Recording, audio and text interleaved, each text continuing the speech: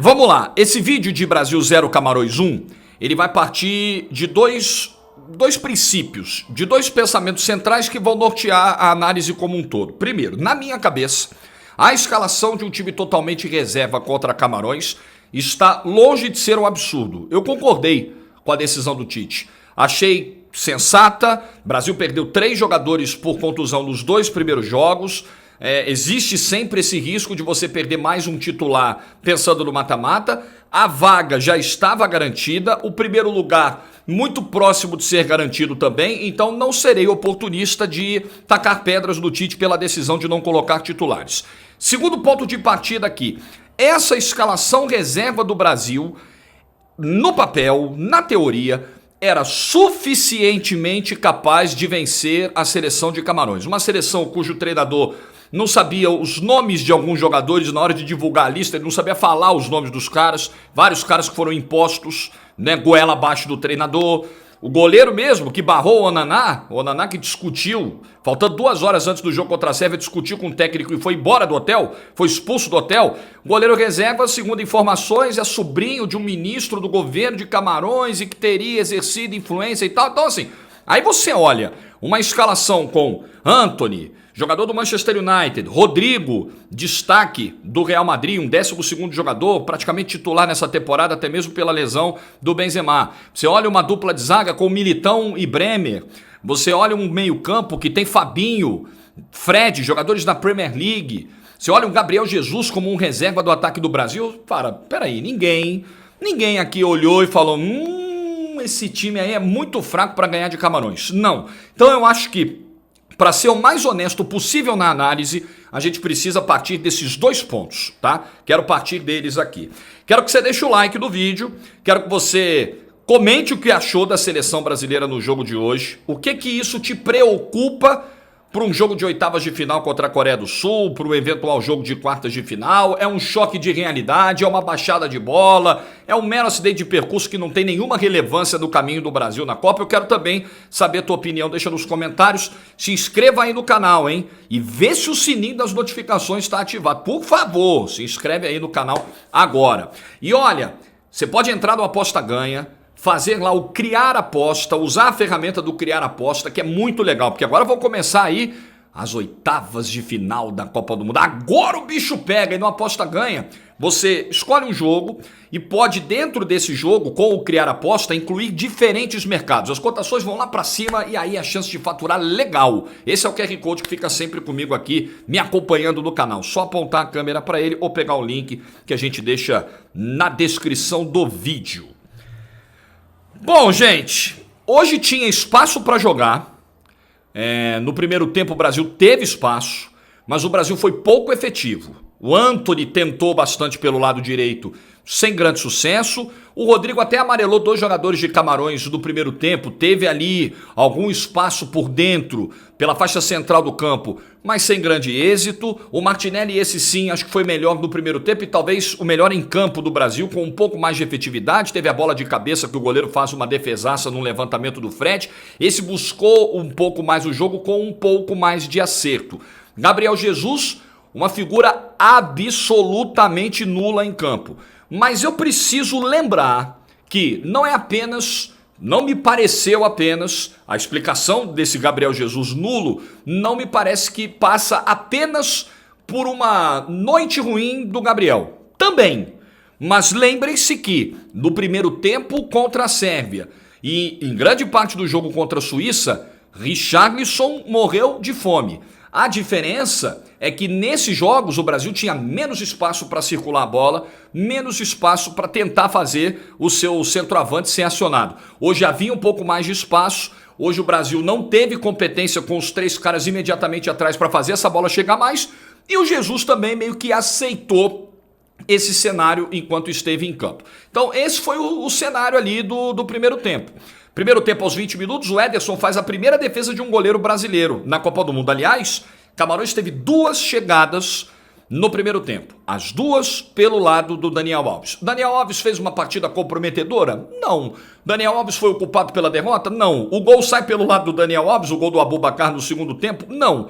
Mas o Daniel Alves mostrou em poucos momentos. Tem um lance do segundo tempo do Ekambi, que o Ekambi dá uma entortada no Daniel, que é uma coisa que nos remete ao seguinte pensamento: caramba, e se é num mata-mata, e se é um Mbappé caindo para cima do Daniel Alves? As dificuldades de fazer esse papel defensivo, obviamente, para um cara com quase 40 anos, são evidentes. Não vou gastar muito tempo no vídeo, porque eu acho que ele não foi a figura central da derrota, mas queria fazer esse registro aqui também, né? Brasil perde Alex Telles machucado no início do segundo tempo, um outro lateral brasileiro fora, talvez, do próximo jogo. Precisa ver como é que vai ser a recuperação do Alexandro. Quem entrou fazendo o lado esquerdo foi o Marquinhos e não entrou bem, mas aí você pode dar todos os descontos que eu acho que devam ser dados pela situação, pela improvisação, por ser algo absolutamente fora do que estava desenhado, enfim, mas precisamos fazer esse registro. Outro cara que não entrou bem no segundo tempo, Bruno Guimarães. É muito preocupante. Eu acho que é uma das piores notícias para o Brasil o Guimarães não ter entrado bem hoje, porque é o cara que se pede imediatamente para substituir o Fred, para dar um pouco mais de movimentação, de pisada na área, porque o momento dele do clube é melhor, mas hoje me pareceu muito afoito, muito tenso, muito nervoso e errando muitas tomadas de decisão. O Rafinha, esse foi um cara que entrou bem no segundo tempo. Entrou buscando o jogo, entrou fazendo jogadas de linha de fundo, incomodando a defesa de Camarões. Já é uma notícia melhor, porque dos dois primeiros jogos em que começou jogando, o Rafinha não foi tão bem. Não sei se vai passar pela cabeça do Tite a ideia de ter o Antony como titular e o Rafinha sendo um jogador de segundo tempo para entrar e mudar o panorama, mas o que eu vi do Rafinha hoje nessas condições me agradou mais do que vi nos dois primeiros jogos, quando ele de fato começou jogando.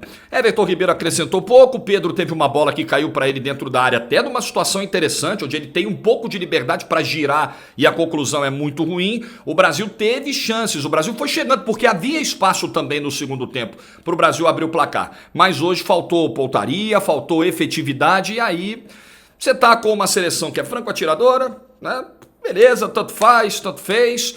Vai lá, dá uma pontada no final do segundo tempo, faz um cruzamento para a área, jogada de três participações, toques rápidos, cruzamento. O Aboubakar faz o gol da vitória, que é uma ducha de água fria para uma seleção que poderia ter terminado com 100%, que poderia ter terminado invicta e que é muito elogiada por ter várias opções do meio para frente. É uma constatação, o Brasil tem muitos nomes do meio para frente. Mas vamos lá, a gente precisa analisar, ok, fizemos todos os elogios, todas as projeções muito positivas, muito mais positivas do que negativas, porque esse ciclo me pareceu muito mais de acertos do que de erros antes da Copa começar. Agora terminou a primeira fase, algumas coisas nos chamam a atenção. Por exemplo, os pontas do Brasil, ótimos nos seus clubes, não contribuíram não marcaram gols nessa Copa do Mundo. O Brasil tem 2 gols na Copa, 2 com o centroavante, com o Richarlison, 1 com o Casemiro, volante, pisando na área. Não é que necessariamente os pontas precisem marcar gols, mas hoje, algumas vezes, caíram bolas nos pés e eles não contribuíram assim. Tá faltando um pouco mais de chegada do centroavante, seja o Richarlison ou seja o Gabriel Jesus, que poderia ter se movimentado mais, ou até mesmo o Pedro. Essa bola precisa chegar, o Brasil precisa encontrar um caminho para que essa bola chegue mais e para que eles também, quando receberem a bola, sejam mais efetivos.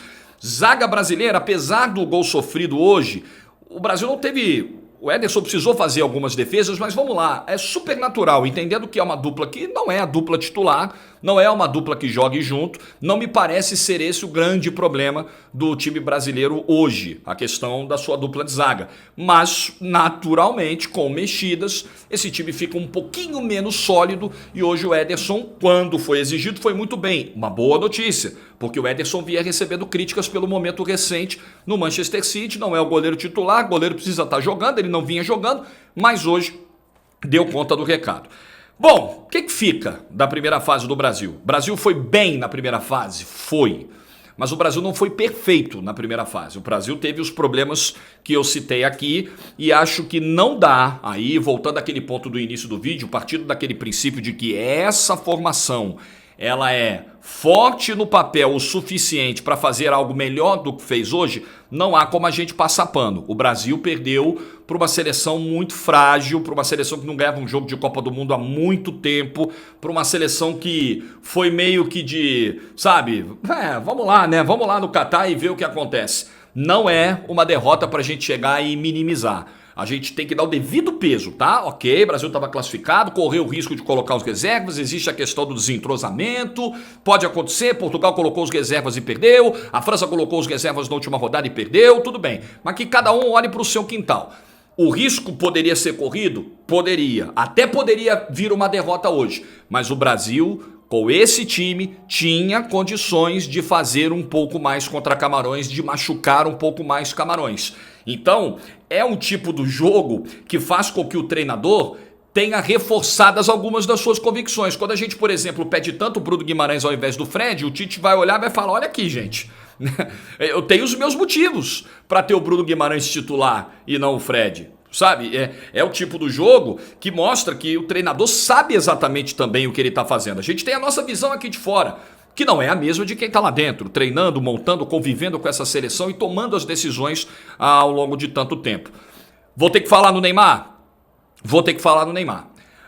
Houve a dificuldade para fazer a bola chegar no Richarlison enquanto o Neymar esteve em campo contra a Sérvia, dificuldade que eu lembrei aqui? Houve. Mas o primeiro gol do Brasil sai de uma jogada do Neymar.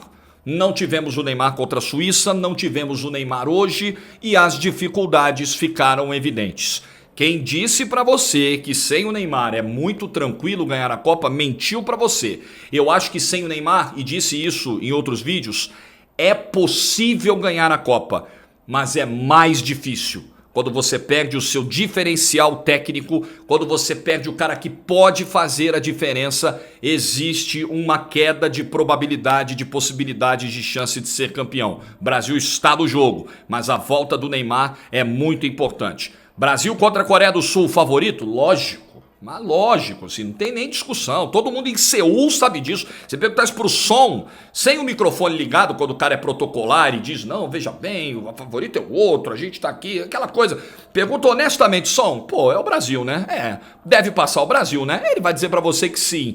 Só que é Copa do Mundo, torneio curto, as seleções estão bem preparadas, as seleções evoluíram, não é a mesma Coreia do Sul que chegou ajudada pela arbitragem na semifinal da Copa do Mundo de 2002, não é. Não é o Japão inocente, o Japão que pouco incomoda, que não tem alternativas, que não tem estratégia da correria, não é, que o Brasil goleou em 2006, não é mais. Seleções evoluíram, os caras jogam em grandes clubes do mundo, desenvolveram uma consciência tática cada vez maior, o futebol está globalizado e isso entra no contexto de clubes. As seleções, com o fortalecimento das ligas e com essa globalização mundo afora, aí, com essa globalização presente do futebol, as seleções também cresceram. Seleções pequenas hoje, as que souberam trabalhar, claro, né? Algumas não saíram do lugar, algumas estagnaram ou até mesmo evoluíram.